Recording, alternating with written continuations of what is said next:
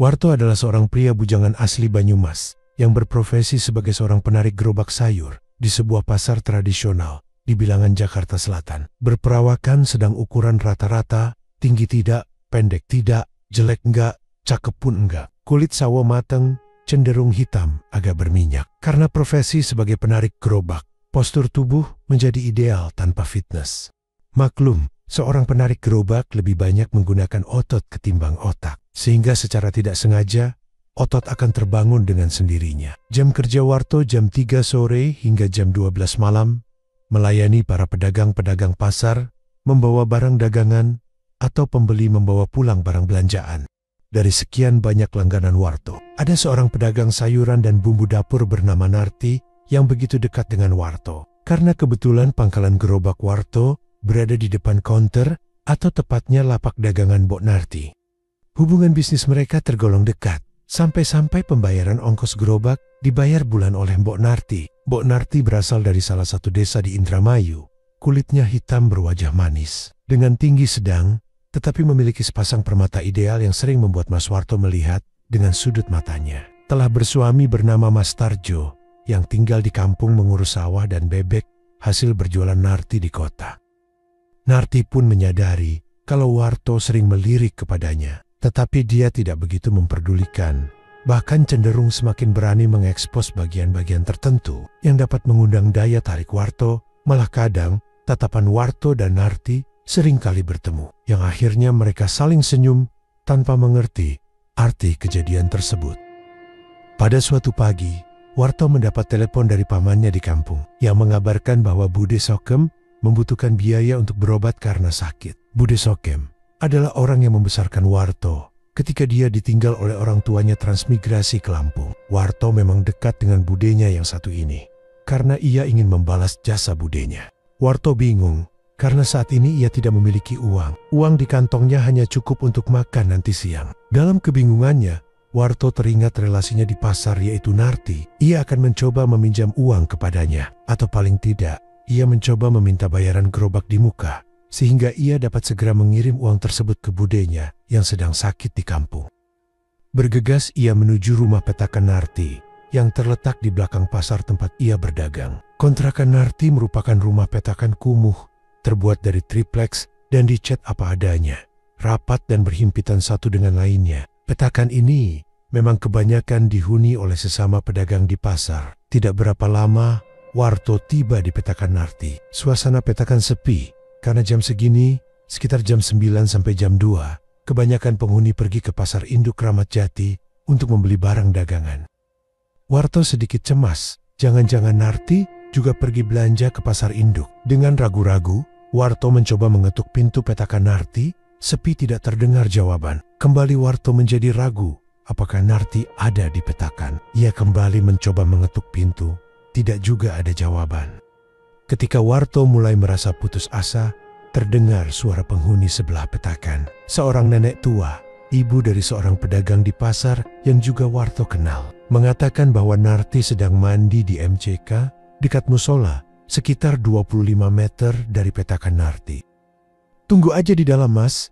Mbak Narti sebentar lagi juga selesai," ujar nenek tetangga Narti. "Baik nenek, tak tunggu di sini aja," jawab Warto dengan logat Jawanya yang dihaluskan karena menghormati nenek. Dengan perasaan galau, Warto menunggu Narti. Tidak begitu lama Warto menunggu. Terlihat Narti tergopong berjalan setengah berlari sambil menutupi bagian permata yang nampak polanya. Karena Narti tidak menggunakan handuk, melainkan menggunakan dastuar tidurnya yang telah tipsi. Apalagi setengah BSH kena air ketika ia mandi di MCK tadi. "Weh, ada Mas Warto, ada apa Mas tumben kesini? Ada perlu sama aku?" ucap Narti nyerocos sambil tetap berjalan menuju pintu petakannya.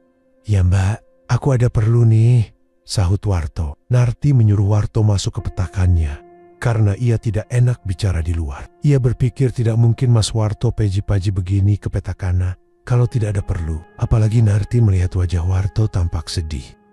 "Ada apa Mas? Sepertinya lagi sedih nih," tanya Narti. "Aku butuh uang Mbak, budeku di kampung sakit. Beliau minta aku mengirim uang untuk biaya berobat," ucap Warto dengan mata tidak lepas dari pola yang amat jelas itu. "Dasar Wong lagi bingung, kok matanya tetap kemana-mana, pikir Narti.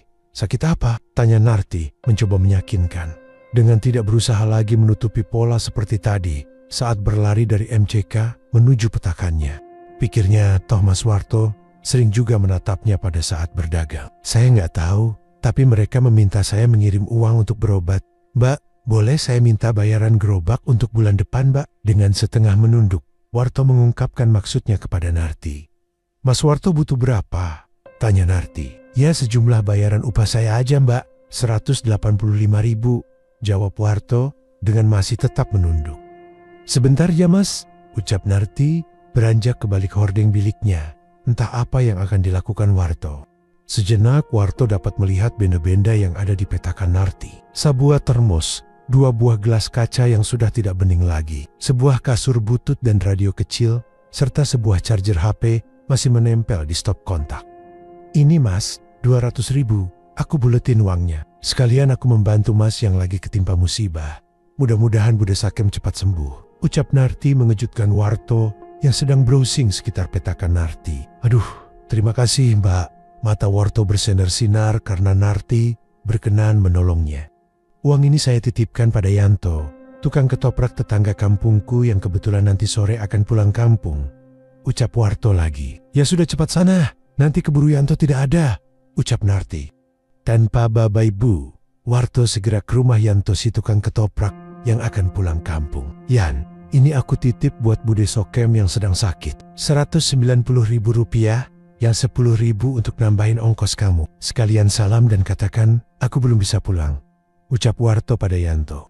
Ini adalah menjadi kebiasaan di lingkungan Warto. Saling menitip uang apabila ada seorang kerabat, tetangga kampung, atau teman yang akan pulang kampung. Warto juga telah beberapa kali dititipi oleh Yanto. Memang mereka tidak mengenal adanya transfer uang lewat bank. Baik, nanti aku sampaikan tuh, wis kamu ndak usah bingung. Semoga nggak ada apa-apa, ucap Yanto. Terima kasih tuh, hati-hati ya, Warto berucap sambil permisi kepada sahabatnya yang telah berkenan menerima titipan uang darinya untuk budenya yang sedang sakit di kampung. Kembali terbayang wajah Bude Sokem, wajah yang teduh dan rela mengurus dan menganggapnya sebagai anak, wajah yang penuh kedamaian. Bagaimana budenya mengajarinya setiap malam, bagaimana budenya menemani saat ia makan, semua kembali terbayang. Tapi karena faktor usia, saat ini beliau sedang tergolek lemah di kampung. Tiba-tiba ingatannya kembali ke Narti. Ia belum mengucapkan apapun kepadanya, apalagi terima kasih setelah ia menjadi dewa penolong baginya. Warto kembali menuju petakan Narti untuk mengucapkan terima kasih atas pertolongan yang telah ia berikan. Tidak berapa lama Warto telah tiba di muka petakan Narti. Warto langsung menyeruak masuk tanpa mengetuk lebih dulu. Terbelalak Warto melihat pemandangan yang nampak di dalam. Saat itu Narti sedang mengeringkan dirinya dengan dastuar tertipsinya sebagai pengganti Hamducek. Mereka berdua terkesima. Warto terbelalak menyaksikan pemandangan tersebut, sedangkan Narti hanya diam 1000 bahasa karena tidak tahu apa yang harus dilakukannya. Tiba-tiba kedua mata mereka saling bertemu satu dengan yang lainnya, saling bertatapan dengan tetap tanpa suara. Saat itu naluri sebagai manusia yang bicara. Warto mendekot, sementara Narti masih diam tanpa bahasa.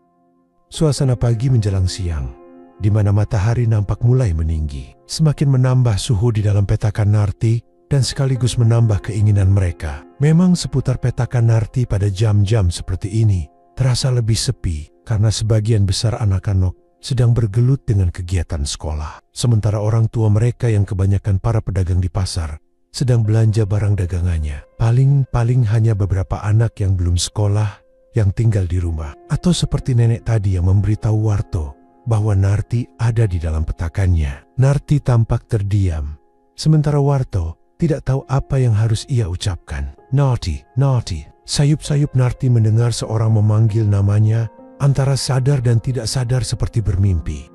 Narti, Narti, Narti. Kembali terdengar suara panggilan dengan logat Batak yang kental. Keduanya terbangun. Narti tersentak, begitu juga dengan Warto. Setelah berulang kali barulah Narti bangun, membuka pintu petakan tempat tinggalnya. Dengan pakaian sekenanya, yaitu kain jarik panjang yang biasa digunakan untuk membawa dagangannya. Rupanya si butet yang datang hendak menagih uang cicilan yang harian utang Narti kepadanya. Butet layaknya bank keliling di pasar tempat Narti berdagang. Ia meminjamkan sejumlah uang kepada para pedagang dan dicicil setiap hari, minggu, atau bulan, tergantung perjanjian. Jangan tanya soal besaran bunga, pasti lebih besar dari bank. Tapi para pedagang lebih suka ke si Butet ketimbang ke bank, karena prosedur mudah, cepat, dan tidak perlu KTP, KK dan slip gaji hehehe. Pengalaman kredit di bank nih. Ia menyodorkan uang 15.000 kepada si Butet. Siang-siang begini rupanya tidur kau, suruh Butet, masih dengan logat Batak yang kental. Narti hanya tersenyum sambil kembali menutup pintu, meninggalkan kebingungan Butet. Bah, malas kali kau rupanya, omel Butet. Lain hal dengan Narti. Sejenak ia kembali ke tempat mereka bekerja tadi. Di kasur lusuhnya tidak lagi ia temui Warto, tetapi hanya sebuah kaos kucel dan kusut berlambang caleg. Kemanakah gerangan Warto? Belum hilang kebingungan Narti, Warto muncul dari belakang lemari plastik bergambar kembang yang sudah bolong di sana-sini milik Narti. Rupanya Warto bersembunyi di sana. Saat tadi si Butet datang. Ia takut kalau Butet melihatnya sedang berada di petakan Narti, pasti kacau urusan. Narti memandang Warto yang muncul dari balik belakang lemari. Barulah ia sadar akan apa yang terjadi. Ia telah mengkhianati suami, telah menyerahkan sesuatu yang seharusnya hanya ia berikan kepada suaminya, tidak kepada Warto. Menunduk ia sambil menangis, sementara Warto tidak tahu apa yang harus dilakukan. Maafkan aku, Mbak. Maafkan aku. Hanya itu yang keluar dari mulut Warto. Narti masih saja tertunduk sambil menangis. Kedua tangannya diletakkan di atas kakinya. Kamu nggak salah, Warto. Aku yang salah, ucap Narti. Keduanya kembali terdiam. Aku minta maaf, Mbak. Sekali lagi Warto berucap lirih. Narti menjatuhkan kepalanya di dada Warto sambil mengangkat kepalanya dan berucap sama seperti yang ia ucapkan tadi. Kita sama-sama bersalah, Warto, tambahnya. Ketika ia sadar bahwa ia harus segera bekerja menarik gerobak sayurnya, sementara Narti juga tersadar bahwa ia harus segera ke lapak dagangannya. Akhirnya waktu menghentikan aktivitas mereka di dalam petakan Narti. Sejak kejadian itu mereka beberapa kali kembali mengulanginya setiap ada kesempatan. Kadang di petakan Narti, kadang di tempat Warto. Bahkan mereka pernah melakukannya di rel kereta api di belakang pasar. Begitulah sepenggal kisah Warto, si penarik gerobak di pasar, dengan Mbak Narti yang seorang penjual sayur dan bumbu. Sekian dan terima kasih. Semoga terhibur.